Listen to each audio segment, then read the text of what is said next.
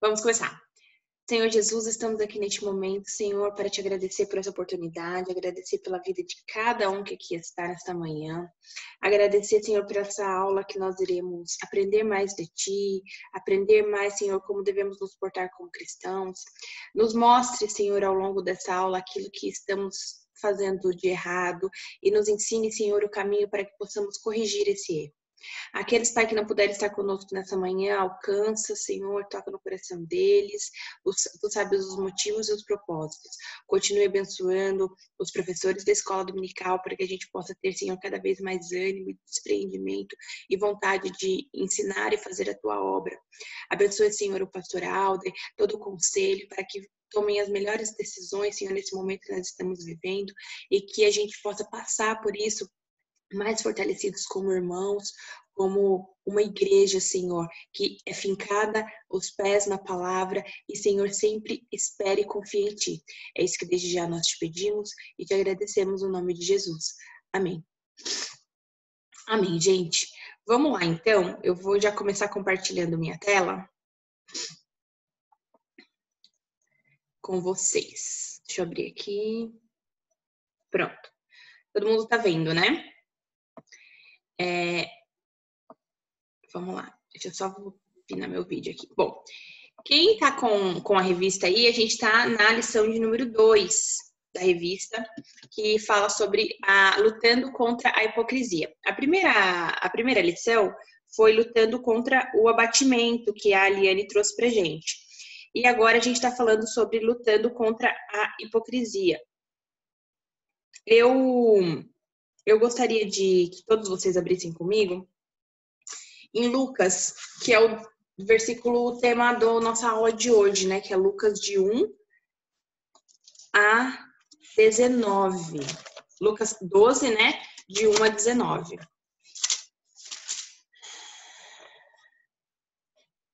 Perdão, gente. 12, do 1 ao 12 mesmo, tá? Luiz, você pode ler pra gente, por gentileza? Você desmuta aí?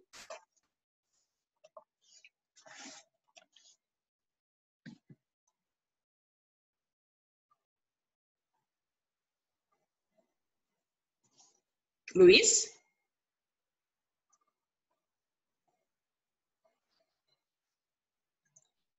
Luiz? Eu acho que o Luiz saiu, né? A Luiz voltou. Você pode ler pra gente, Luiz? Ah, beleza.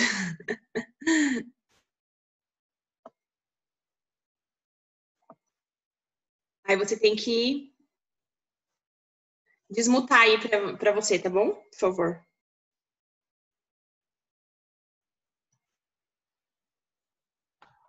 Estão me ouvindo? Sim. Então vamos lá. Lucas 12, de 1 a 12. Isso. Vamos lá.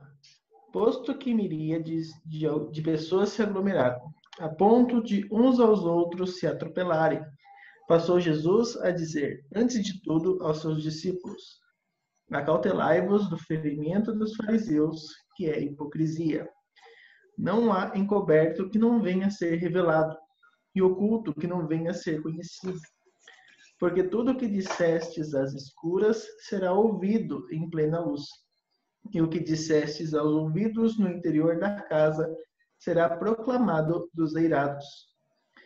Digo-vos, pois, amigos meus, não temais os que matam o corpo, e depois disso nada mais podem fazer. Eu, porém, vos mostrarei a quem deveis temer. Temei aquele que, depois de matar, tem poder para lançar no inferno. Sim, digo-vos, a esse deveis temer. Não se vendem 5 pardais por dois asses? Entretanto, nenhum deles está em esquecimento diante de Deus. Até os cabelos da vossa cabeça estão todos contados. Não temais, bem mais valeis do que muitos pardais. Digo-vos ainda, todo aquele que me confessar diante dos homens, também o Filho do Homem o confessará diante dos anjos de Deus. Mas o que me negar diante dos homens será negado diante dos anjos de Deus. Todo aquele que proferir uma palavra contra o Filho do Homem, isso lhe será perdoado. Mas para o que blasfemar contra o Espírito Santo, não haverá perdão. Quando vos levarem às sinagogas e perante os governadores e as autoridades, não vos preocupeis quanto ao modo por que respondereis, nem quanto às coisas que tiverdes de falar, porque o Espírito Santo vos ensinará, naquela mesma hora, as coisas que deveis dizer.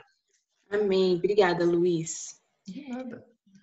Bom, gente, aqui a gente traz o Jesus, né? Nos dando para o povo algumas admoestações acerca dos fariseus, dos saduceus e dos escribas. E é o versículo tema aqui da nossa revista, né? Da nossa aula de hoje. E eu escolhi como versículo-chave: nada há encoberto que não venha a ser revelado, e oculto que não venha a ser conhecido. Amém? Bom, hipocrisia, gente, o que significa hipocrisia? Acho que todos nós sabemos, né, o que significa, mas é a característica de quem diz: faça o que eu digo, mas não faça o que eu faço. Eventualmente, com certeza, você já conheceu alguma pessoa dessa forma, que você pode identificar claramente traços hipócritas nessa pessoa, como você também já teve atitudes hipócritas na sua vida. A gente não pode aqui ser hipócrita e falar que nós nunca fomos hipócritas. Sim, nós temos atitudes hipócritas na nossa vida, e como traz ali a introdução da revista, a hipocrisia, ela é uma decorrência do pecado. O pecado trouxe a incoerência para o homem, porque a hipocrisia nada mais deixa de ser algo incoerente. Você falar, faça tal coisa, mas eu mesmo não pratico aquilo. Somos hipócritas por natureza. Queremos reconhecimento por aquilo que aparentemente somos. A introdução traz isso. Eu quero fazer uma reflexão com vocês aqui no comecinho da introdução acerca de criança. Quando nós somos crianças e quando a gente observa a criança, quem tem criança no seu contato aí da sua vida, enfim, criança, se você pergunta alguma coisa para ela, ela vai te responder na lata. Ela vai falar assim: você gostou disso daqui? Você gosta de verde? Você gosta de tal coisa? A criança vai falar sim ou não para você. E quando a criança fala assim: ah, não gosto. Ai, vamos na casa do fulano. Daí a criança fala assim: ah, mas eu não gosto dele. A gente leva até no sarro, a gente acha engraçado, né? Nossa, a criança fala, é verdadeira e tudo mais. A partir do momento que a criança vai crescendo e ela então vai sendo educada pelos pais e pela sociedade, ela vai perdendo essa espontaneidade. Não estou falando que a educação é ruim, não. Ela vai perdendo essa espontaneidade e, em nome da educação, ela vai soltando pequenas mentirinhas. E vai se tornando um pouquinho hipócrita, uma vez que você vai perguntar para um adolescente ali, mais ou menos, que ele já foi mais educado. Ah, você gosta de café? Por mais que ele não goste, ele está na casa de um convidado, alguma coisa assim, ele é convidado para ir numa casa, ele vai falar assim: ah, tomo, ah, gosto. E a gente vai, ao longo da nossa vida, nos educando, até porque essa educação que nós recebemos dos nossos pais, enfim, para que nós não sejamos rudes com as outras pessoas, faz parte do traquejo social. Não tem como a gente falar a verdade 24 horas por dia, em benefício de um bem maior, que é o que seja, que é a coletividade, que é nós sermos sociáveis com as pessoas, né? Mas a gente vai aprendendo alguns traquejos hipócritas para que nós não ofendamos as outras pessoas. Só que ao longo da nossa vida, às vezes, esses traquejos, essa educação que a gente vai adquirindo, ela atinge um outro nível, que é esse nível da hipocrisia mesmo. É esse nível de você ocultar aquilo que você faz, em nome de ser aceito, muitas das vezes a revista traz isso também, mas em nome de ser aceito e em nome de fazer parte de um contexto onde você será socialmente aceito. E o problema é você se acostumar com esse processo de falseamento. Porque o que é hipocrisia? É você falsear a realidade. É você falar algo que você, de fato, não pratica na sua realidade. Então, você se acostumar com esse falseamento da realidade dia após dia, por conta de fazer parte de um grupo, seja no seu trabalho, na sua escola, na sua igreja, no contexto onde nós estamos inseridos, isso que é o grave. Por quê? A gente começa a ser intolerante porque daí esse processo de falseamento cria em nós uma espécie de super-homem, super-mulher, de perfeição, coisa que nós não somos perfeitos, longe de sermos perfeitos. Só que como a gente vai se tornando cada vez mais incoerente e a gente vai se tornando intolerante contra os pecados que nós mesmos cometemos. A gente fala assim, nossa, olha fulano de tal tá pecando, mas eu faço a mesma coisa que ele tá fazendo. Nossa, que feio, fulano falando mal de não sei quem, mas eu mesmo falo mal daquela pessoa. Então a gente cria um afastamento da realidade e a gente começa a condenar nos outros o pecado que nós próprios condenamos. Em nome, muitas das vezes, de termos opinião para tudo. A gente vive num mundo hoje em 2020, eu acho que mais ainda depois das eleições de 2018, onde as pessoas foram, entre aspas, obrigadas a tomar partido, a tomar lado e ter posições, a gente vive num mundo hoje muito mais intolerante. Porque se eu falo uma frase, eu sou julgada por diversos grupos. Então, a gente para e pensa, não, se eu quero estar nesse grupo aqui do meu trabalho, então eu preciso, meio que aspas, falsear algumas coisas aqui para eles. Não, é verdade, concordar com as opiniões deles, mesmo eu não concordando com aquilo. Mesmo eu sendo cristã e pensando outras coisas, mas eu não vou concordar aqui com essas opiniões. Aí em outro grupo lá na igreja, não, mas é que eu penso um pouco diferente, mas para eu ser aceita aqui na igreja, eu preciso falar que eu concordo com isso. E, gente, uma coisa que eu quero trazer para vocês é que é ok nós não termos opinião para tudo. Hoje, em 2020, a gente tem que ter opinião para tudo. Tudo a gente tem que postar no Instagram, no Twitter, ou qualquer rede social, no Facebook. Não, porque eu sou partidário de tal pessoa. Não, eu concordo com tal ideia. Não, eu não concordo com tal ideia por causa disso.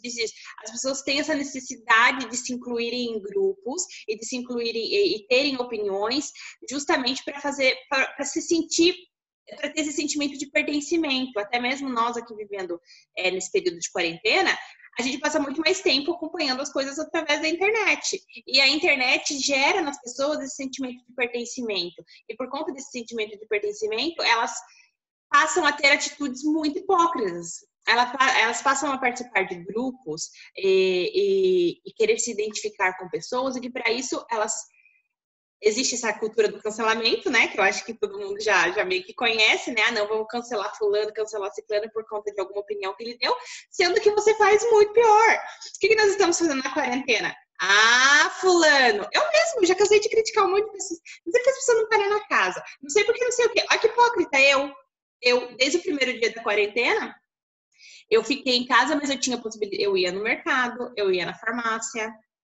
Depois de 15 dias que estava na quarentena na casa, as pessoas começaram a sair. Eu saí, eu ia na casa da minha mãe lá em Tereré. Quem sou eu para ficar falando das outras pessoas que saem? Olha que hipocrisia da minha parte. Então, na internet a gente vê muita gente falando, nossa, fulano saiu da quarentena, não sei o quê. E você está fazendo muito pior. Então, a gente começar a olhar para nós, para esses pequenos desafios. Oi. Acho que a visão também que muitas pessoas têm é do ser humano querer participar de algum grupo. Isso é do ser humano, né? É nosso isso. E muitas pessoas entram na igreja achando que a igreja é um clube, que nós estamos dentro da igreja como parte de um grupo. Então, eu faço parte do grupo da Igreja Presbiteriana Betel. Então, não que isso esteja errado, realmente eu faço parte deste grupo, mas isso é muito além, vai muito além de satisfazer esse meu desejo de fazer parte de um grupo, ou então de satisfazer o meu desejo que a igreja satisfaça aquilo que me atrai. Então, a igreja tem que ser atrativa, a igreja ela tem que ser bacana, ela tem que ter programação tanto para jovem quanto para adolescente, e se não tem programação para o meu filho dentro da igreja, eu acabo orientando ele, vai procurar outra igreja, vai procurar aquilo que te atrai. Como se realmente a gente participasse de um clube. E a igreja não é isso. Nós não podemos ser hipócritas de entender a igreja como um clube, porque é a nossa salvação que está em jogo. Porque quando a gente está dentro da igreja, enxergando a igreja como um clube, satisfazendo um desejo carnal meu, então eu não entendi o evangelho, então eu não entendi a morte de Cristo na cruz. E isso é muito sério, isso tem que ser tratado dentro das igrejas, porque a hora que Cristo voltar, ele simplesmente vai olhar para metade da igreja Betel e falar assim, eu não te conheço, ou até mais. Eu digo porque às vezes eu me incluo nisso, que eu tô dentro da igreja, um colega lá, um irmão da igreja não satisfez a minha vontade, não foi de acordo com aquilo que eu quero, com aquilo que eu acho certo, com a minha opinião, então eu já saio da igreja, eu já critico o irmão, eu já blasfemo, eu já falo que ali não é lugar para mim, e o pastor não tá bom, o banco da igreja não tá bom, enfim, e aí eu acabo indo contra aquilo que o evangelho espera da igreja, porque a igreja é o corpo de Cristo, realmente nós fazemos parte deste corpo, não parte de um clube, mas parte de um corpo, e isso tem que ficar muito claro para que não sejamos hipócritas nesse sentido. Não sei se eu fui clara com vocês, mas é uma opinião sobre a hipocrisia dentro das igrejas, e colocando dentro da nossa igreja mesmo. Sim, a gente criticar, né? Nossa, fulana, a aula da Liane? Nossa, parece que ela nem estudou. Mas e eu? Eu nem assisto a aula. É esse tipo de hipocrisia, né? A gente também critica no outro aquilo que a gente não faz dentro da igreja. Nossa, mas o pastor podia fazer visita, podia fazer isso. Mas e eu faço? Então, a gente começar também, nesse stay que a Liane falou, justamente disso. A gente critica a opinião das outras pessoas e a gente não vê aquilo que a gente está fazendo, né? A gente olha... Gente, eu esqueci a parte do versículo. A gente olha no olho do outro e não olha a trava que está no nosso, né? Então, enfim, é isso que eu queria trazer do modo geral de uma introdução para vocês, que a gente quer um reconhecimento dentro da igreja também, dentro de todas as esferas da nossa vida, mas a gente quer um reconhecimento por aquilo que a gente aparentemente somos, não por aquilo que nós somos de verdade. A gente quer que as pessoas nos reconheçam por aquilo que a gente mostra. A gente está aqui bonitinho e a gente fala assim, não, eu quero que as pessoas me reconheçam aqui. Deixa eu ver, alguém mandou chat? Ah, não apareceu para mim. Ah, vou criticar o Luiz. Bom, as pessoas, elas querem reconhecimento, elas querem um reconhecimento por aquilo que elas estão aparentemente fazendo. Nós estamos aqui, eu quero que vocês me reconheçam, porque olha aqui, eu tô aqui dando aula para vocês, preparando um slide, não sei o quê. Eu quero que as pessoas me reconheçam por isso. Não por aquilo tudo que eu escondo dentro de mim, aqueles pensamentos que eu tenho dentro de mim. Ninguém mostra, assim como numa rede social, a gente não mostra o nosso lado ruim. A gente sempre quer ser reconhecido pelo nosso lado bom. E isso é uma hipocrisia.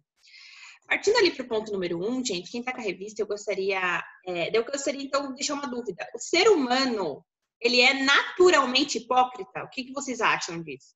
Vocês acham que o ser humano, a natureza dele é hipócrita? Com certeza. Por causa do pecado. Por causa do pecado. Então, assim, por mais que eu fale que eu falei com relação a vocês, a educação que uma criança recebe, e ela vai sendo educada para, então, não falar todas as verdades, mesmo que ela não fosse educada por ninguém, ela instintivamente, naturalmente, ela cresceria e observaria o seu entorno e seria hipócrita também. Porque isso faz parte da natureza humana devido ao pecado. Bom, tem um outro versículo que eu queria trazer para vocês, lá em Mateus 18:3, que disse assim, ó, e disse, em verdade vos digo que se não vos converterdes e não vos tornardes como crianças, de modo algum entrareis no reino dos céus. Por que eu trouxe isso? Justamente por aquele pensamento da pureza um pouco mais da criança, porque a criança, ela fala mesmo aquilo que vem na boca dela, por mais que a natureza dela seja pecaminosa, mas ela não está tão próxima das convenções sociais que nós vivemos. Então, em todos os sentidos, realmente, nós devemos nos tornar e nos converter como crianças, de uma forma mais simplista.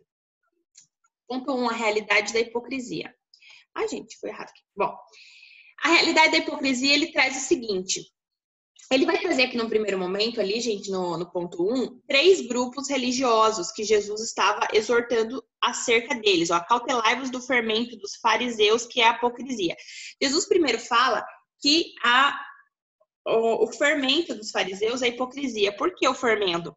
Porque com isso, a palavra acautelai fala assim, para a gente tomar cuidado, preste muita atenção, porque os fariseus, eles utilizavam da hipocrisia para fermentar a sociedade, para colocar uma pessoa contra a outra e para julgar todas as demais pessoas que não faziam parte da seita deles. E Jesus aqui fala sobre os fariseus, os saduceus e os escribas, que eles eram hipócritas religiosos. Então, para isso, eu queria trazer um pouquinho só especificando. No começo da revista passada, lá na edição 2, eu trouxe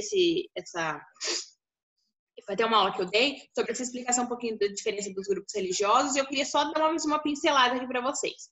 Os escribas, como a gente pode lembrar e procurar na Bíblia, eles eram chamados de doutores da lei. Por quê? Porque eles eram especialistas na interpretação da lei. Tudo que eles precisavam, quando as pessoas tinham alguma dúvida, alguma coisa assim, iam até esses escribas, que no Antigo Testamento eles eram as pessoas que copiavam, né, os pergaminhos, e eles eram especialistas, eles entendiam tudo da interpretação da lei. E no Novo Testamento, eles ficaram muito próximos dos fariseus. Eles eram muito próximos dos fariseus, até porque os fariseus primavam pela interpretação literal e até mesmo um pouco exagerada das escrituras, então eles tinham próximos a eles para ensinarem, para tirarem dúvidas, sanarem dúvidas e para chancelarem ali, para darem certeza do que eles estavam falando era certo. Eles trouxeram perto deles os escribas. E eles aparecem no Novo Testamento, eles tinham essa função de preservar a lei, uma vez que eles eram profundos estudiosos. Então, eles ministravam cursos, eles ensinavam o povo, não sempre de forma gratuita. Muitas das vezes eles cobravam. E aí a gente já começa com a hipocrisia, né?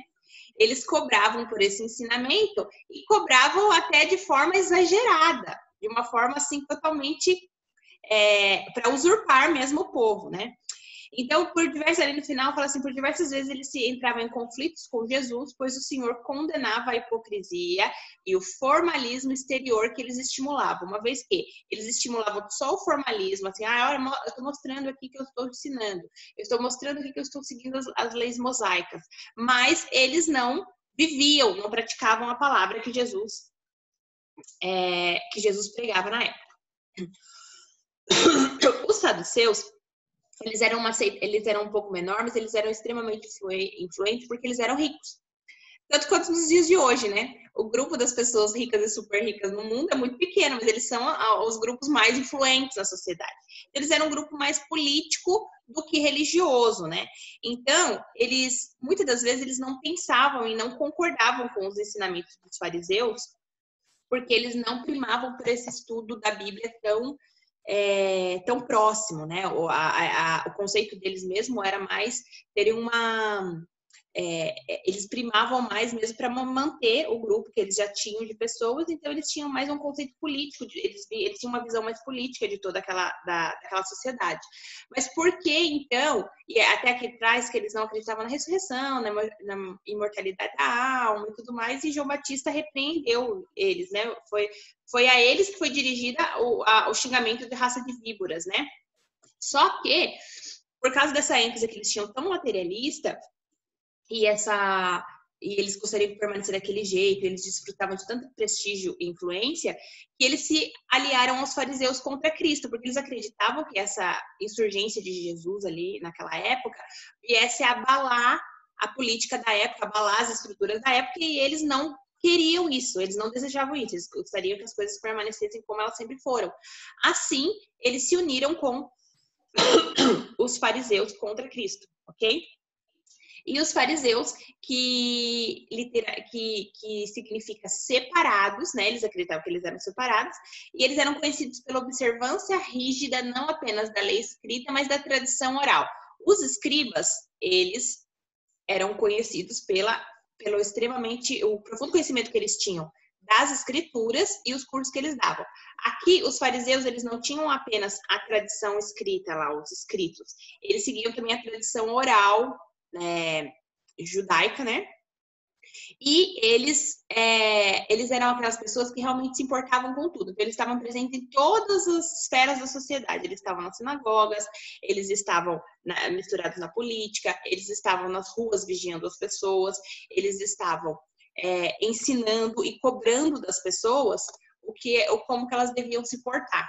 Então, a doutrina dos fariseus aqui traz, né, considerava a soberania de Deus nos decretos divinos, responsabilidade moral do homem, imortalidade da alma e existência de espíritos e ressurreição do corpo. Isso eles criam.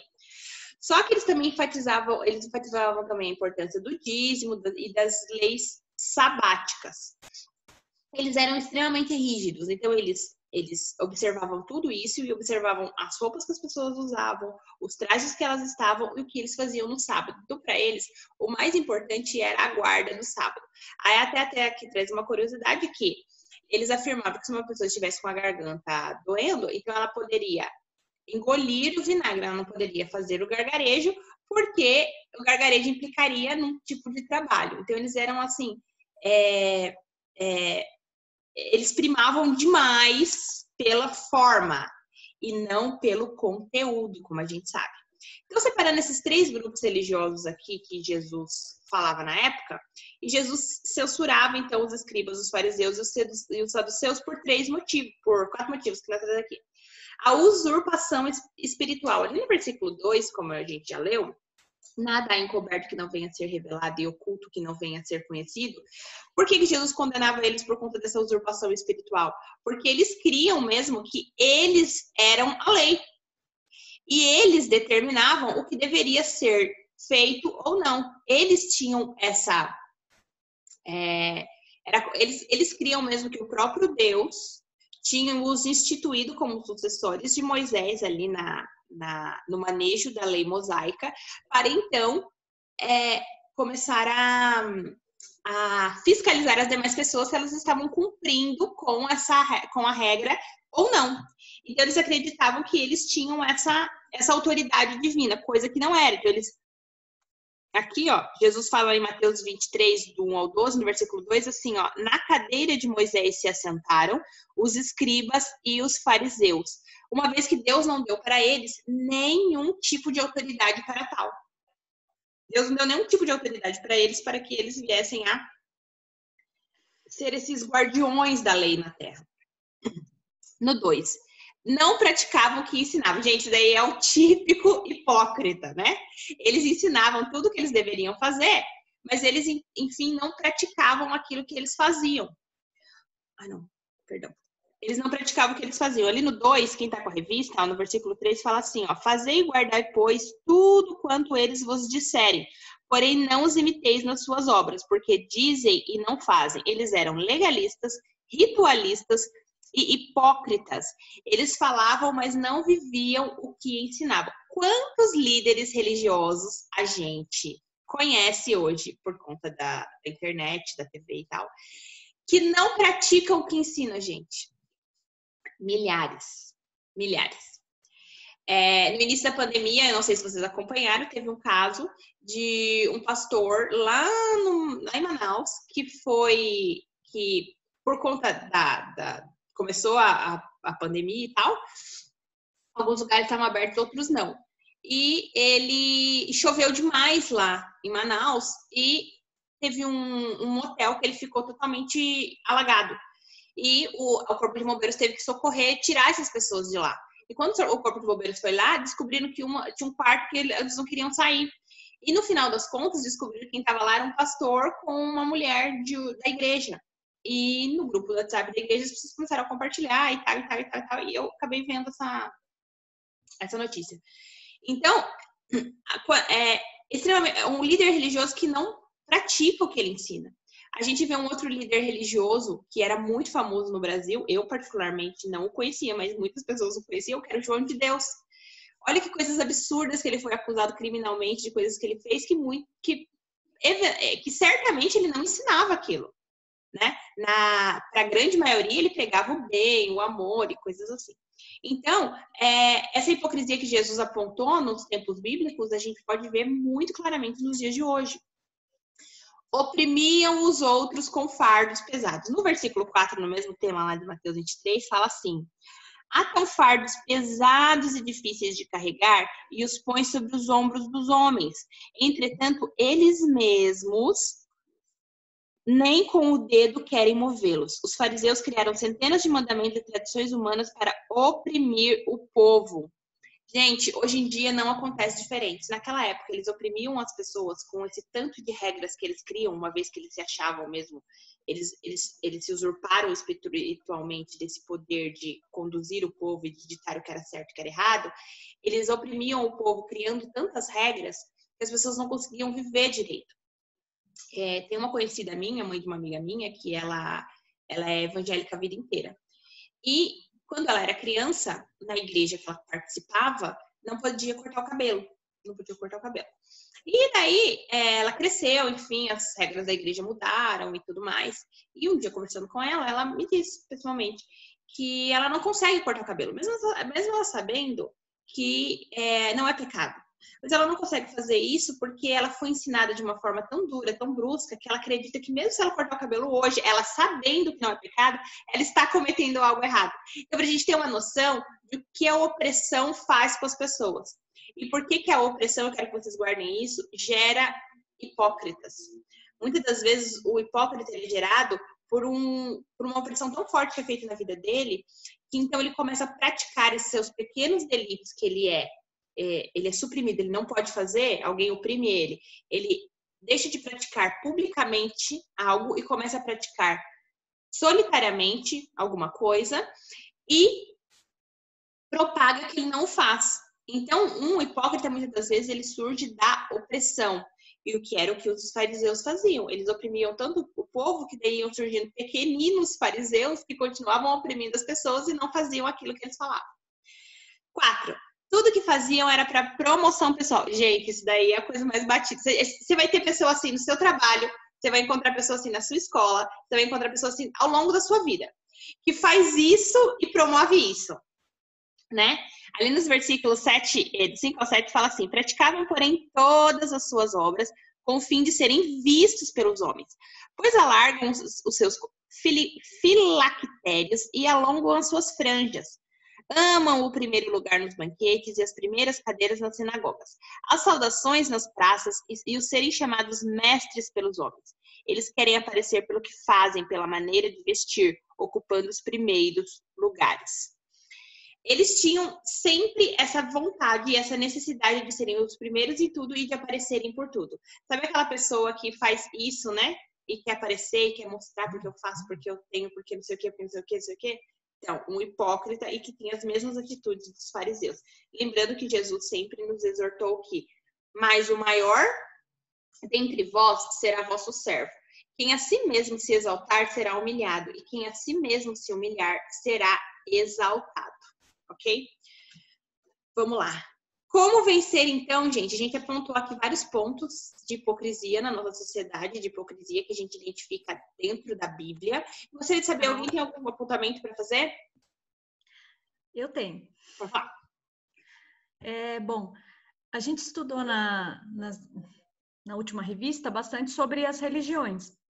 Sim. E uma coisa que eu achei que eu cheguei a comentar, não sei se foi com a Carol ou com a Marceli, sobre a minha preocupação do quanto a gente pode se tornar hipócrita quando eu olho para outras religiões e eu esqueço da trava que está nos meus olhos. Dos 4 pontos que a gente aprendeu, os 4 nós podemos praticar.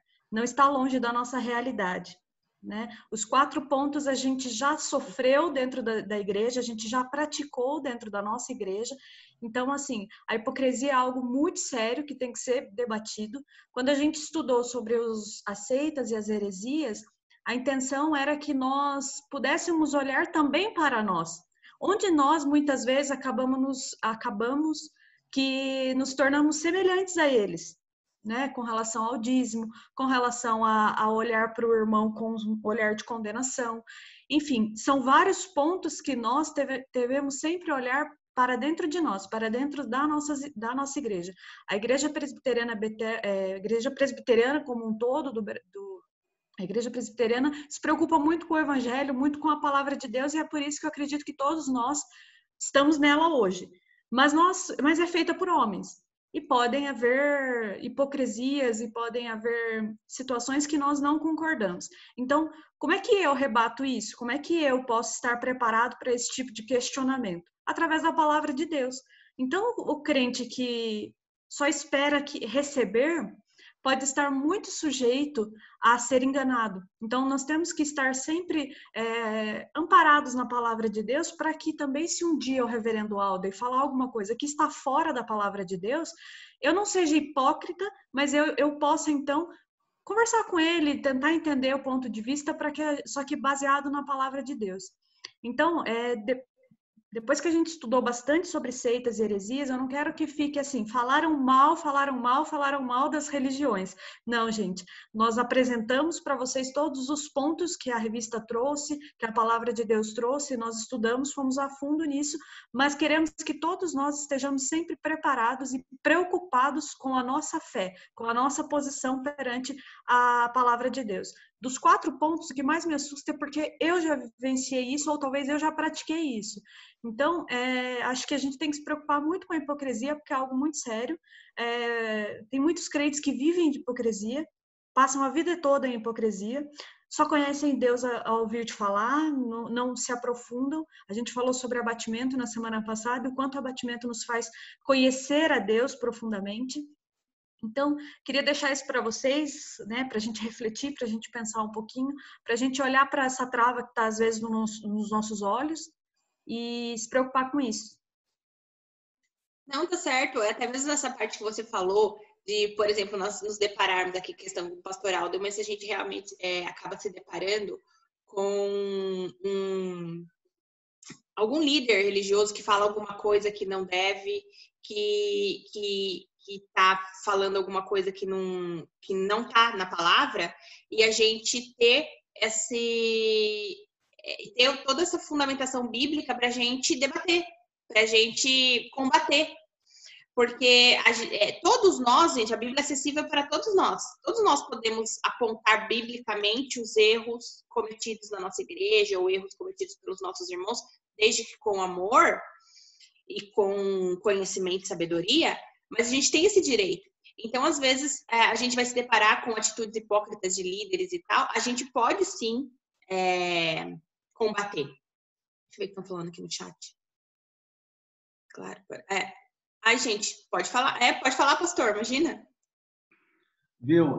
Com relação ao último ponto aqui, o que faziam era para promoção pessoal, que a gente tem que ter em mente é que Deus está mais interessado com a intenção do nosso coração do que com o que nós fazemos. Essa a questão.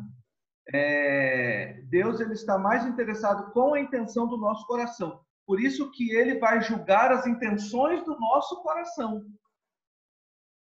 Então, lidar com o coração dentro da nossa vaidade, todos nós somos vaidosos,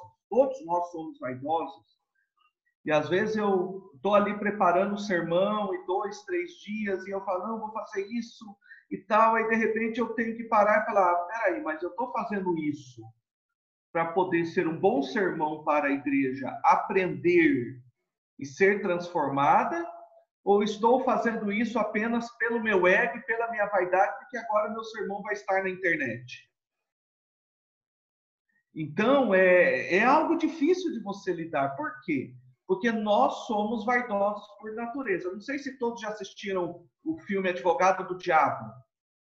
Se você tem mais de 18 anos, então assista. Se tiver menos de 18 anos, ainda não. Já assistiram esse filme? Todos já assistiram? Não, eu nunca vi. Não? Então assista. É um filme antigo, Advogado do Diabo. No final, e eu não vou fazer um spoiler, só vou falar... É spoiler que fala isso em inglês? Como é que é, isso, Carol? spoiler. Hã? Spoiler. Spoiler, isso.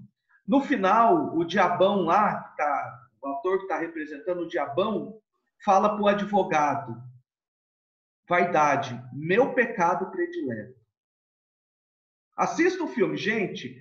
Ali é a forma como o capetão age na vida do ser humano. Esse filme é Advogado do Diabo. A questão da vaidade, a questão de todos os pecados ali abordados. Só por curiosidade, assistam esse filme e depois vocês me falam o que vocês acharam.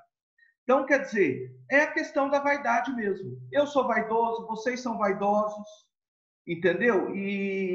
Só que existe uma diferença. Vaidoso redimido, que vai mortificar essa vaidade dia após dia, e vaidoso não redimido, que vai fazer com que essa vaidade cresça mais e mais, a tal ponto dele querer apenas a promoção pessoal. Pronto, já falei bastante. Obrigada, pastor. Gente, se alguém quiser mais falar, daí também apareça aí e fale para nós. Vamos lá. Passando, então, a gente ouviu toda essa questão aí. A gente vai ver, então, como vencer a hipocrisia. E a revista traz 4 pontos de como a gente pode vencer a hipocrisia. O primeiro ponto que a revista traz é o temor a Deus. E, gente, o temor a Deus aqui é o temor único e exclusivamente a Deus. Por quê? Porque o temor, o que nos torna hipócritas muitas das vezes? Deixa eu ver, alguém mandou um chat aqui. O que nos torna hipócritas muitas das vezes é a gente querer ser aceito pelos outros, sendo que o único que deve nos aceitar, o único temor que nós temos que ter de sermos aceitos é para com o próprio Deus. Então, aí, aqui a revista ainda traz sobre a questão da covardia, né? Que a gente prefere, a situação em que preferimos a covardia e a não coragem. O que acontece aqui? Porque o medo do homem, ele gera essa hipocrisia, o medo de não ser aceito, como eu falei, o medo de expressar a sua opinião de acordo, baseado nas suas crenças religiosas, fundamentadas na Bíblia. Às vezes a gente não dá a nossa opinião e por temor da outra pessoa e por medo de ofender ou por medo de falar alguma coisa que a outra pessoa o pastor venha ficar chateado, o irmão vai ficar chateado, ou no nosso serviço a gente falar que a gente não vai participar de algo, não, porque se eu não vou participar desse grupinho, não vão me chamar e pode ser que eu não seja promovido e tal, e blá, blá, blá, blá, blá, ou vamos chamar de chato, de tal e tal e tal. Então eu passo a temer as pessoas e não temer ao próprio Deus. A gente passa a ser covarde em tomar algumas decisões, ao invés de temermos o próprio Deus. Aí, o que a revista traz para nós? Que nós devemos apenas e exclusivamente temer a Deus. Porque se fizermos o certo, se temermos a Deus e fizermos o certo por amor a Deus, a gente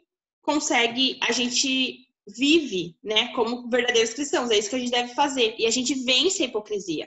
Porque se fizermos tudo baseados na Bíblia, naquilo que nós aprendemos, não seremos hipócritas e assim estaremos fazendo o correto, temendo apenas a Deus. Aí aqui eu gostaria de ler para vocês, que aqui no final fala, que eu tô com a revista digital aqui.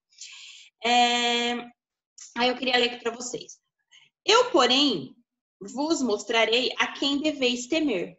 Temei aquele que, depois de matar, tem poder para lançar no inferno. Sim, digo-vos, a este deveis temer. Ou seja, devemos temer apenas a Deus, que é a única pessoa que tem o poder de nos lançar no inferno. Muitas das vezes a gente teme as pessoas, nos esquecendo que nós devemos temer apenas a Deus. E devemos temer a Deus apenas porque Ele vai nos lançar no inferno? Não. Nós devemos temer a Deus porque amamos a Deus, porque o conhecemos na sua amplitude, na beleza e na glória da sua santidade. A gente não deve temer a Deus porque Ele vai nos lançar no inferno. Mas devemos sim nos lembrar que devemos temer aquele que tem o poder de fazer isso. E aí, justamente está linkado lá com o medo de passar necessidades. Como que a gente vence a hipocrisia? Aí, aqui no medo de passar necessidades, eu achei até interessante, né? Daí, no começo da revista, ele fala assim, ó. Devemos temer a Deus porque Ele supre as necessidades dos seus verdadeiros filhos. O medo de passar necessidade pode levar-nos também à hipocrisia. Aquela coisa que eu digo, eu não vou exprimir a minha opinião aqui correta, baseada na Bíblia e nos ensinamentos que eu tive toda a minha vida, porque pode ser que eu venha perder o emprego, pode ser que eu venha ser deportado do país, dependendo do país que a pessoa se encontra, ela não pode, é o crime de expressão de opinião, ela não pode opinar. Dependendo da situação que ela tá, ou ela vai ser expulsa de dentro de casa, ou qualquer coisa desse tipo, com medo de passar algum tipo de necessidade. Medo de perder o cargo na igreja. Não, aqui ele fala que Deus é o único que supre todas as necessidades e, portanto, não devemos temer. Porque se fazemos o certo, vencendo, então, essa hipocrisia nossa, do nosso pecado, a gente, então, não passará necessidade. Não tem por que a gente ter medo de sofrer nenhum tipo de retaliação ou passar algum tipo de necessidade, tá? Aí no próximo fala, confessar publicamente sua fé em Jesus.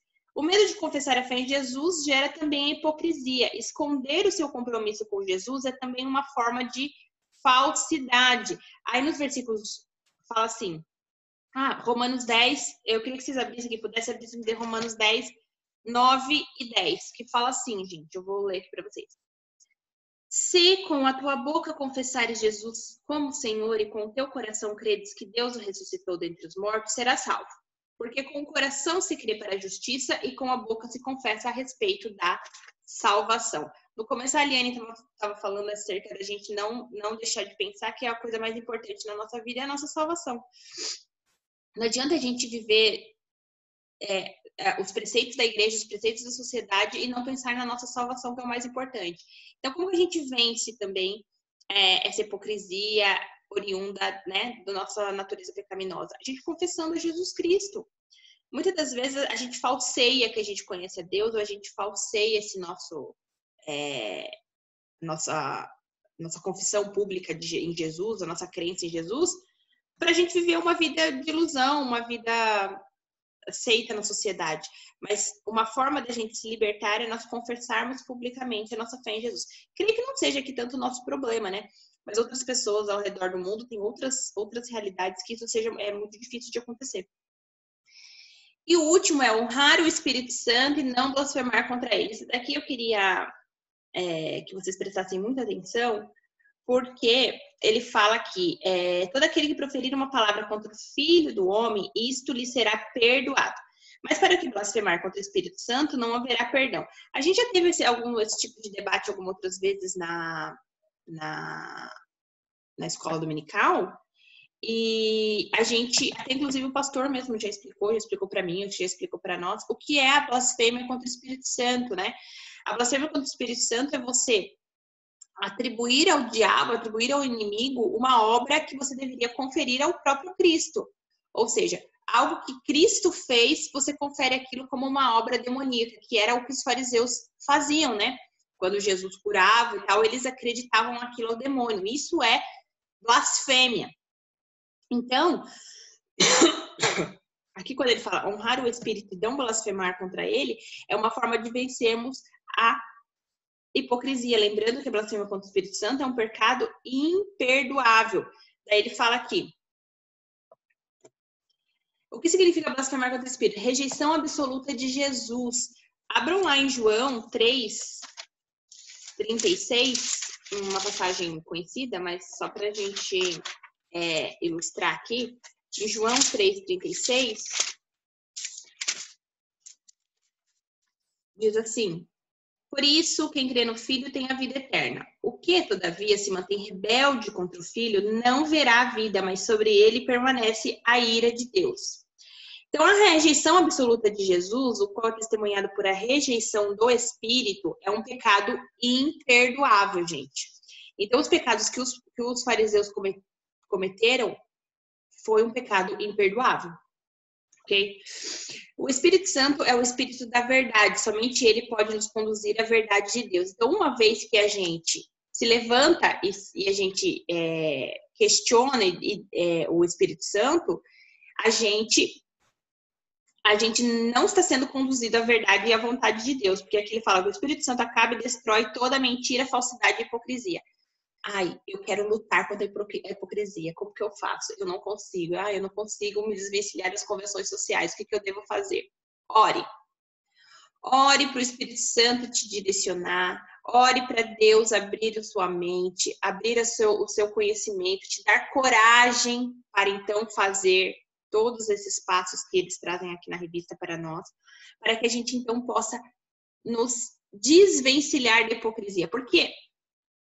A nossa natureza hipócrita, como o pastor falou, nós somos vaidosos, nós devemos nos deparar todos os dias com situações que nos direcionam para essa certa hipocrisia. E a gente vai ter que tomar decisões na nossa vida até a gente morrer. E a gente vai ter que se afirmar como cristãos contra essa hipocrisia até a gente morrer. Então, o que a gente precisa? A gente precisa ter certeza e confiança em Jesus e confiança no Espírito Santo para que ele nos direcione a fazer aquilo que seja da vontade de Cristo e que nos dê força para vencer. Porque todos os dias a gente vai se deparar com situações que vão demandar essa coragem da nossa parte. Muitas das vezes a gente não vai ter. E como que a gente faz isso?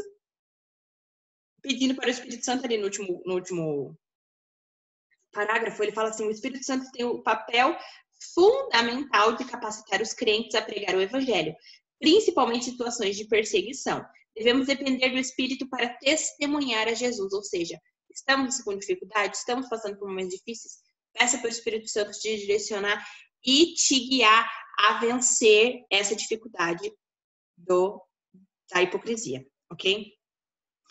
Deixo aqui uma pergunta para vocês. Há diferença, vocês acreditam que há uma diferença entre o hipócrita consciente e o hipócrita ignorante? A revista traz essa pergunta e eu queria abrir aqui quem quisesse falar. Aquele hipócrita que sabe que está sendo hipócrita, não. E aquele que faz isso porque ele foi condicionado a fazer mediante a opressão que ele sofreu. Como no começo da revista a gente falou ali ele estava falando dos fariseus e das opressões que eles sofreram. Será que muitas das vezes a gente não reproduz algum tipo de atitude nossa porque a gente lembra daquela opressão que a gente sofreu um tempo atrás? Isso, gente, se vocês forem parar para pensar na vida de vocês, se eu parar para pensar na minha vida, quantas vezes a gente reproduz algum tipo de comportamento que a gente condenava lá atrás porque a gente sofreu esse tipo de comportamento? Então, há uma diferença entre o hipócrita consciente e o hipócrita ignorante. Por isso que a gente deve orar a Deus e pedir para o Espírito Santo nos capacitar para que a gente possa identificar em nós essa hipocrisia que a gente produz. Porque muitas das vezes a gente produz atitudes falsas, a gente falseia algumas coisas da nossa realidade sem até mesmo perceber. Sem perceber que a gente está sendo hipócrita, sem perceber que a gente está sendo falso para com aquilo que a gente está falando, porque a gente foi educado dessa maneira ou porque a gente sofreu algum tipo de opressão e que nos fez pensar daquela forma. Mas hoje, a gente tendo conhecimento do Espírito Santo, tendo conhecimento do nosso papel como cristãos, a gente pode sim olhar para a nossa vida, olhar para a nossa realidade, olhar para dentro da nossa igreja, agora a gente aqui reduzindo um pouco o estado, a localização das nossas atitudes, reduzindo aqui para dentro da nossa igreja.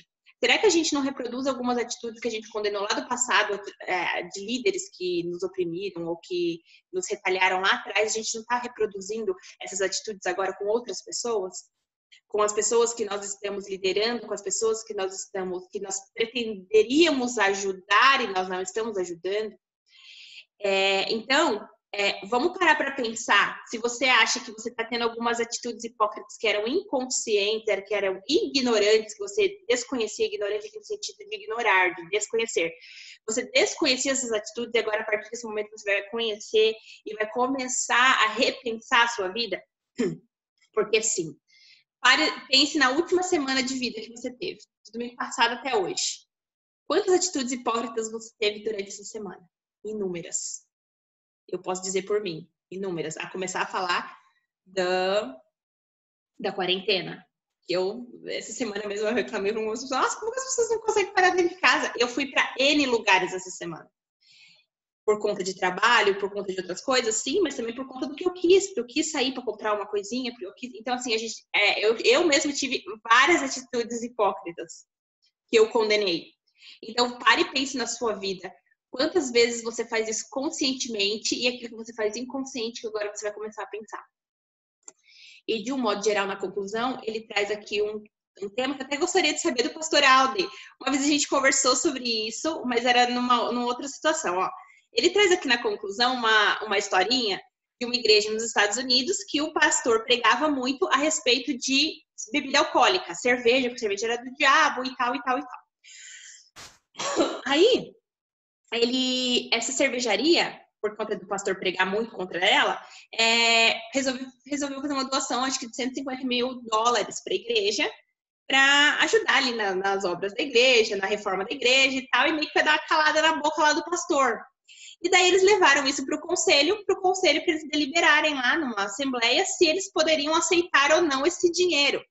Aí, depois de muito debate, de algumas pessoas falaram que não, que era dinheiro do capeta, e outros falaram que sim, porque se ele deu ali para a igreja, porque Deus que tocou para ele dar na igreja. Qual que foi a decisão deles? Eles, por maioria de votos, resolveu-se aceitar a doação de $150 mil feita pela cervejaria, na firme convicção de que o diabo ficará furioso quando se souber que seu dinheiro vai ser usado para a glória de Deus. Olha que hipocrisia! Que hipocrisia! Ou seja, vamos falsear que é verdade, porque todos eles estavam querendo receber o dinheiro, porque o dinheiro era muito bem-vindo, afinal, para reformar a igreja, mas vamos falar assim aqui, ó, o diabo vai ficar furioso. Ou seja, pastor Alden, eu ganhei na Mega Sena sem jogar. Vamos lá. Eu posso doar meu dízimo para a igreja? O senhor vai aceitar? Olha, não. Não. Se você chegar lá e falar, ó, pastor, tô dando meu dízimo aqui de 1 milhão para a igreja, a primeira coisa que eu vou lhe questionar e vou puxar sua língua até você falar da onde você arrumou. Não, pastor, mas eu recebi uma herança da minha família. Não, então me dê aqui um documento que você recebeu essa herança. Agora, se você chegar lá e suponhamos, depositar lá no gasofilácio e ninguém ficar sabendo, que aí você está se escondendo, a gente não tem como saber. Aí é a questão do consciente e do inconsciente. Conscientemente, eu como pastor, e tenho certeza que a igreja, pelo menos a igreja Betel, não aceitaria o seu dízimo e você ainda seria disciplinado. Tudo bem, seria uma disciplinada milionária, mas seria... Não vou convidar o senhor para minha casa para o churrasco que eu ia dar na minha casa de comemoração. Mas seria uma disciplinada milionária. Então, conscientemente, nós não aceitaríamos. Eu acredito que nenhuma igreja presbiteriana aceitaria. Será? Aí que fica... E assim, ó, e isso que eu ia falar, a pessoa ganha e põe lá no gasofilácio lá, um cheque. Como que a igreja vai saber? Não. Se for cheque, é identificado. Mas você vai lá doar ali. Eu abri uma conta, depositei... Enfim, você doou anonimamente. Faz uma transferência anônima. Aí a gente não tem como saber. Entendeu? Vai ficar aquela... para o OMP. O senhor não vai recusar meu R$1 milhão, eu vou direto na diretoria da OMP e vou doar para a OMP R$1 milhão. Só Glória, amém. Quando você começar a ostentar, né? Aí... Vamos fazer um retiro só de sushi. O cardápio vai ser sushi, escargot. Então a questão é essa. Conscientemente, a gente não vai aceitar, porque nós entendemos que jogo de azar é pecado.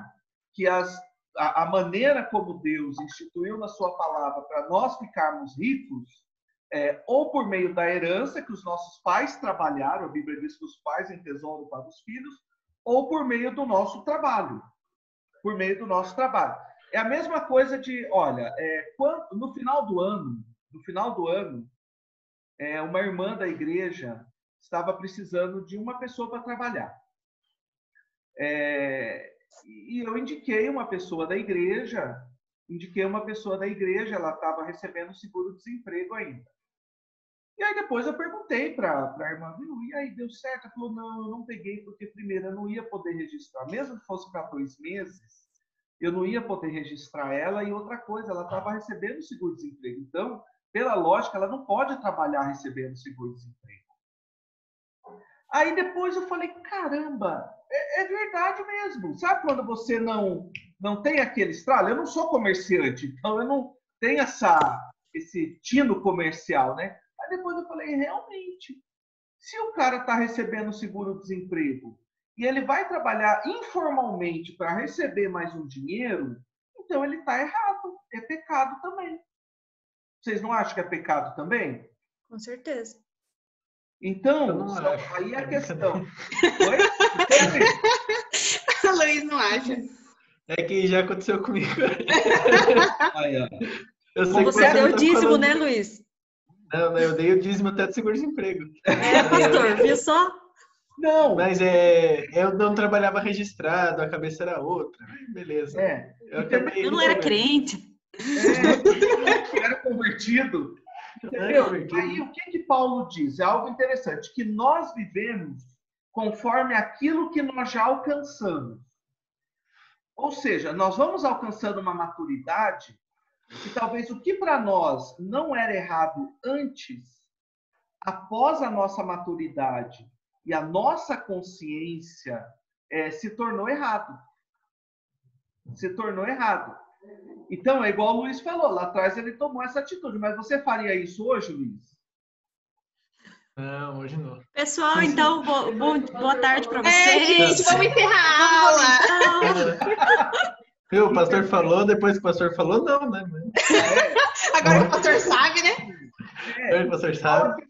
É igual a questão do auxílio. Eu sou autônomo.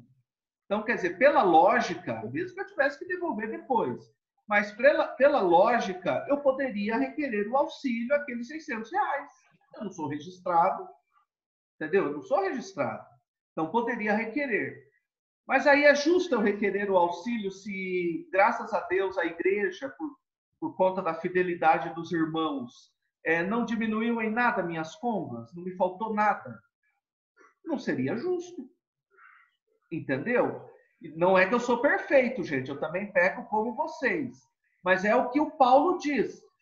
Nós vamos alcançando a maturidade, nós vamos crescendo e nós vamos nos envergonhando. E Paulo fala isso de atitudes que nós tivemos no passado e que hoje caiu a ficha e nós falamos, caramba, é errado, eu não deveria ter feito. Por isso que Jesus Cristo, no aspecto da justificação, já perdoou os nossos pecados passados, nossos pecados presentes e os nossos pecados futuros. Aqueles que nós nem sabemos ainda que vamos cometer. Essa é a graça de Deus. Então, jogar na loteria, todo mundo sabe que é pecado. Ah! Como assim, pastor? Poxa vida! Aquela mega sena, né, da virada. Da virada. No final do ano. Mas, pastor, eu te daria um templo novo, olha. Né? Vou colocar a poltrona aquecida na igreja, dá pra fazer massagem pro seu irmão. Agora, olha só que interessante. Não sei se vocês já assistiram uma matéria na televisão, não lembro se foi Fantástico, Record, alguma coisa, que mostrou os milionários da Mega Sena e que hoje vivem na miséria. Sim. E hoje vivem na miséria. Então, gente, é essa questão. Agora, às vezes, por conta de eu ainda não ter maturidade em algum aspecto específico na minha vida cristã, eu vou cometer o erro. Entendeu? Por isso que na nossa Constituição, por isso que eu amo ser presbiteriano, quando nós vamos aplicar a disciplina em um membro, que é algo muito ruim, eu particularmente não gosto de aplicar a disciplina, mas é algo necessário, é uma marca da igreja, nós temos atenuantes e agravantes. Ou seja, o critério que eu uso para disciplinar o Luiz, porque ele nasceu na igreja, ele foi criado na igreja, é diferente do critério que eu usaria, por exemplo, usando hipoteticamente para disciplinar o Arthur, que é recém-convertido. O neófito. Por quê? Porque você vai olhar a experiência religiosa, o tempo de igreja, ignorância em algumas doutrinas bíblicas que a pessoa pode ter. Então, quer dizer, tudo é feito. Arthur, baixa esse negócio aí, Arthur. A disciplina. A disciplina. Tá jogando lá, ó. Você tá jogando, Arthur? Não, olha lá, a hipocrisia. Não, tá proibido jogar aqui em casa no domingo. Entendeu? Pastor, mas acho que também a gente não pode se esquecer, nós como crentes, de orar pelos nossos pecados ocultos e pedir para que Deus esclareça esses pecados. Porque às vezes a gente, na nossa confissão de pecados, e eu sempre falo isso, que a confissão de pecados é de manhã, tarde, à noite, de madrugada, quando você puder pedir perdão pelos seus pecados, não espere só o culto do domingo para fazer isso. E devemos nos preocupar com os nossos pecados ocultos, principalmente porque a hipocrisia é um dos pecados que muitas vezes é oculto nas nossas vidas, nós praticamos sem perceber, e nós estamos nos afastando de Cristo, nos afastando do Evangelho pelo nosso pecado oculto. Então fica também aí para nós, né, nas nossas orações, não nos esquecermos disso. Sim, a questão do pecado oculto é algo complicado, porque nós ainda não temos consciência de que estamos cometendo. Agora, como que nós vamos perceber os nossos pecados ocultos? Como que nós vamos descobrir? Através de comunhão com Deus, né? Comunhão com Deus, leitura da Bíblia. Isso, leitura da Bíblia. Porque daí eu vou olhar para a Bíblia e vou falar, caramba, esse cara aqui que a Bíblia está falando não é o Luiz. Esse cara sou eu. A música, né? Esse cara sou eu, né? Esse cara sou eu. Então, quer dizer, por meio da Bíblia, nós conseguimos perceber os nossos pecados ocultos. os nossos pecados ocultos. Sim. E como Davi, né? Davi, quando teve aquele problema com Batseba, o profeta foi lá falar para ele. Uhum. Agora, vocês acham que Davi não tinha maturidade suficiente para saber que o que ele fez foi errado? Claro que Ele não tinha. queria aceitar, né? Não queria enxergar. Exatamente. Aí entra o que a Bíblia fala de cauterização da mente. É quando nós cauterizamos a nossa mente. Ou seja, algo é pecado,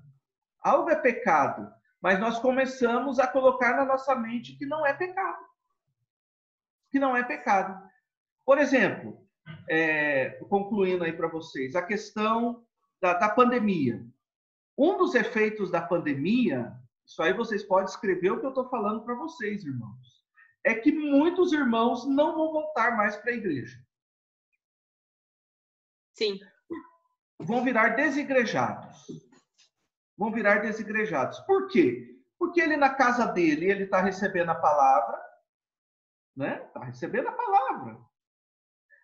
Ele não precisa dar satisfação da vida dele para ninguém, porque ele está lá vivendo. O irmão. Ele não é confrontado por ninguém. Na escolha dele da mensagem, o que ele vai fazer? Ele vai olhar lá, essa mensagem, o Hernandes vai falar sobre o amor de Deus. Não, então eu vou ouvir sobre o amor de Deus. Eu não vou ouvir sobre como ter uma vida santa. Então, quer dizer, um dos efeitos, entendeu? Então, quer dizer, nós só vamos ter o resultado final. Gente, vocês não acreditam. Claro, vocês acreditam, né? Porque falam no culto. Mas nós tivemos, em média, de 97 irmãos no culto, nos 2 cultos domingo. Glória a Deus. Amém. Olha, eu pedi para os diáconos prepararem Santa Ceia para 100 membros. Para 100 membros. Ó, pastor, dá para jogar na Mega. Não foi questão de fé, não, viu? Não foi uma questão de fé, não. Não, eu falei, não, vai que vem. Vai que vem também. Então, quer dizer, para não ficar feio, vamos encher a mesa. Acho que alguém tomou 2 vezes, hein? Oi? Acho que alguém tomou 2 vezes, hein? Não, eu tive que tomar 2 vezes, porque ali na frente não tinha como, né? Não está gravado. Então, quer dizer, a gente percebe que aqueles irmãos que realmente são fiéis, eles vão permanecer firmes. Agora, é claro, nesse momento, aqueles irmãos que não se sentem à vontade para a igreja, eles continuam assistindo a transmissão. Não tem problema, ele quer cuidar da saúde, ele tem medo. É algo normal, para a gente não tem problema nisso. Agora, a grande questão é essa. A coisa está tão cômoda, e é muito bom, né, você poder assistir o culto embaixo do cobertor naquele friozinho, né? Quem é que não gosta, né? Entendeu? É bom. Sim. Entendeu? De roupão em casa. Então, um dos efeitos da pandemia vai ser justamente esse. E aí, o que isso vai revelar? A hipocrisia. A hipocrisia. Que muitas vezes não estava consciente na minha mente. Que eu estava lá para receber e não para oferecer, como a Liane falou na fala dela no início. Então, essa é o ponto determinante na questão da hipocrisia. A gente sabe, e aí a Bíblia diz, aquele que sabe que deve fazer o bem e não faz, nisso está pecando. E viver conforme aquilo que nós já alcançamos, né? Conforme aquilo que nós já alcançamos em Cristo. E nos pastores, vocês sabem qual foi o maior efeito da pandemia? Vocês têm alguma ideia? Chute alguma coisa. Vai. Ai, meu Deus. Cachorro Fechou chato. até a porta, hein, gente? Acho que... Não, é cachorro chato da Alice, fica latindo ali na janela. Vocês sabem qual foi o maior efeito para os pastores na pandemia? Não. O Luiz sabe. A cara dele, ele sabe. Olha lá a cara dele. Não adianta mandar mensagem perguntando para o João, não, viu? Eu vou deixar para os universitários. Que agora o pastor tem que preparar o sermão. Porque era muito fácil você pegar o sermãozinho ali do Hernando Dias Lopes, dar uma melhorada nele, colocar suas palavras no sermão. Sim, melhorar, né? Porque o cara não é perfeito também, né? Entendeu? Dar uma adaptada para o seu contexto e ir lá e pregar como se fosse seu. Entendeu? O pastor pode se tornar um profissional a tal ponto dele conseguir fazer isso. Estou dizendo tecnicamente, né? Mas espiritualmente, moralmente, isso fica pesando na consciência dele se ele fizer. Agora não. Agora o camarada tem que preparar, porque está lá na rede. Está lá na rede. Bom, gente, já é 11h42, eu acho que a gente precisa encerrar.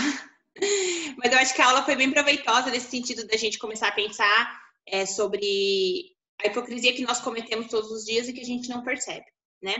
Bom, eu gostaria muito, muito alegre, muito felizmente também deixar aqui para vocês que na próxima aula nós teremos um professor novo aqui na nossa classe. Coitado dessa criança. Coitado. O Luiz será o nosso novo professor de escola dominical. Olha, até bateu palmas ali. Parabéns, Luiz, seja bem-vindo. Então, a próxima aula já vai ser o Luiz, que o tema da próxima aula é... Ai, meu Deus. Lutando contra a carne. Lutando espiritualmente contra a carne. Então, domingo que vem, o nosso teacher vai ser o Luiz. E seja muito bem-vindo, que Deus te abençoe muito nessa empreitada, que é muito legal. A gente, às vezes, fica um pouco nervoso, mas é bem legal. O pessoal aqui é bem receptivo. Bom, quero agradecer a vocês e a gente se vê, então, hoje à noite, aqueles que forem para o culto às 19h30, né? Porque somos jovens, nosso culto é mais tarde, às 19h30. E a gente se vê lá, né? Só, gente, cumprimento o cotovelo, nada de abraçar e deixar o irmão na porta da igreja, não, hein? Cumprimento e tchau. E a gente se vê hoje à noite e com o Luiz na próxima aula, no domingo que vem às 10h30. Ok? Só uma palavra para o Luiz, posso? Pode. Sei que você está querendo fazer o almoço aí para o outro Luiz. Fala para ele te levar a comer no restaurante. Tá fechado. Pode. Viu, Luiz? Olha, Deus abençoe sua vida como professor. E uma das características da nossa UMP, e que eu acho algo fantástico, e que eu tenho analisado assistindo às aulas, e pelo Zoom eu tenho a oportunidade de participar das aulas, é que normalmente o professor da UMP é alguém mais velho,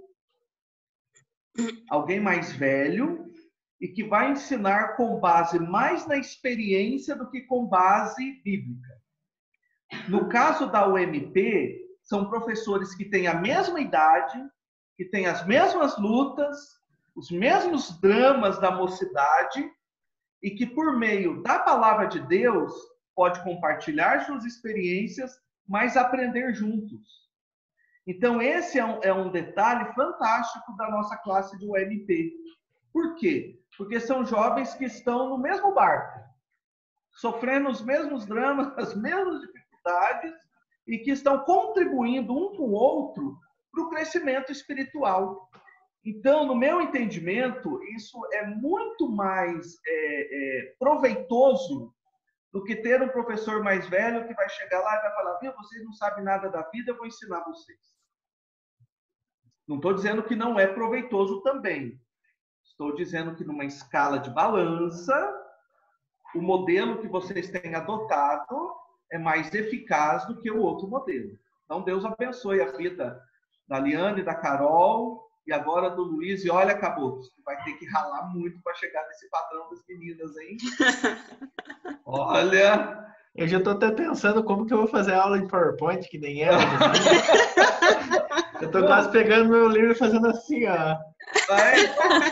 Toda vez que eu vejo... Eu até estava conversando com a Liane e falei: meu Deus, eu preciso aprender a fazer PowerPoint igual de vocês, porque o meu PowerPoint parece um livro, né? Você não precisa nem falar, é só a pessoa ler, né? Aprender a fazer desse jeito para ser mais prático o negócio. Mas Deus abençoe, viu? E dizer que é um prazer muito grande. O conselho aprovou o seu nome por unanimidade. Comigo. Uau, não sabia que tinha chegado até esse patamar aí. Olha a hipocrisia. Ó, vai dar. Eu agradeço de verdade, porque a gente sabe o quanto a gente pode ser usado fazendo esse tipo de trabalho, e a gente sabe que a gente se dispor a fazer um trabalho para o Senhor, a gente com certeza vai ser abençoado, além de ter a oportunidade de abençoar outras pessoas também. E querendo ou não, ser professor ou estar à frente de algum trabalho é muito, muito prazeroso, mas também muito perigoso. E como a gente está falando sobre hipocrisia, ego e aquele monte de coisa, é muito fácil para a gente falar para os outros o que a gente tem que fazer, não é? Por exemplo, você sabe que você é cristão, você sabe que você tem que ler a Bíblia. Então você tem que ler a Bíblia. E ok, e nós, sabe? O que a gente faz? E eu sou uma pessoa que tem muita dificuldade com leitura, muita dificuldade em ler a própria Bíblia, sabe? Mas é muito fácil para a gente falar para os outros na hora o que tem que fazer. Mas a prática em si, não vou dizer como pecado oculto, porque querendo ou não, a gente conhece muito das coisas que a gente faz e que às vezes a gente não é confrontado ou não quer ser confrontado e prefere não ficar à disposição porque a gente sabe que a gente vai ser cobrado por nós mesmos e também por Deus. O que acontece muito, por exemplo, com o Zé, meu irmão, que ele compõe músicas. Ele sabe que Deus deu esse dom para ele. E o fato dele compor músicas que falam diretamente ao nosso coração, né? Ele sabe que ele é cobrado constantemente por causa das letras das músicas dele. Então, a gente sabe o quanto é prazeroso, mas a gente sabe que é um desafio muito grande, porque além de a gente se preocupar em ministrar uma aula que vai ser abençoadora para outras pessoas, isso tem que ser abençoador para a gente também. A gente não pode simplesmente ter um coração duro a pensar que o que a gente vai fazer, ou a pregação que a gente vai ouvir, o culto que a gente vai estar, é para outra pessoa, é para a gente também. Então, que Deus possa nos abençoar nesse momento, e vai ser um prazer muito grande fazer parte dessa equipe que agora eram 3 mulheres e eu. Agora eu. Amém. Bom, pastor, então o senhor pode orar para encerrar para nós, por gentileza? Vamos orar. Pai querido, nós te agradecemos pelo domingo que o Senhor nos deu, debaixo do teu cuidado, da tua providência. Te agradecemos por essa aula que toca profundamente o nosso coração, que mexe com as nossas estruturas, que mostra para nós o quanto nós precisamos da tua graça, do teu cuidado, da tua providência, o quanto nós precisamos ser confrontados em relação aos nossos pecados, até mesmo aqueles pecados ocultos, mas também o quanto o Senhor tem nos mostrado dia após dia o teu querer, a tua vontade, o quanto nós temos crescido nessa vontade para ter uma vida que agrade, para ter uma vida que sirva exclusivamente a ti. Muito obrigado pela vida da Carol, que ministrou essa aula. Muito obrigado pela vida da Liane e agora do Luiz Guilherme também, como professores desta classe. Muito obrigado porque o Senhor tem abençoado os teus servos e tem colocado no coração deles o desejo de trabalhar em prol do teu reino. Muito obrigado também porque eles são jovens que vivem a mesma realidade dos demais jovens e eles podem juntos crescer, se fortalecer para ter uma vida que agrade unicamente, exclusivamente a ti. Muito obrigado por esse dia, por essa aula e nos abençoe logo mais, ó Pai, no culto. O Senhor nos leve debaixo da tua graça e nos proteja desse mal que tem nos assolado. É a oração que fazemos no nome de Jesus. Amém. Amém. Tchau, pessoal.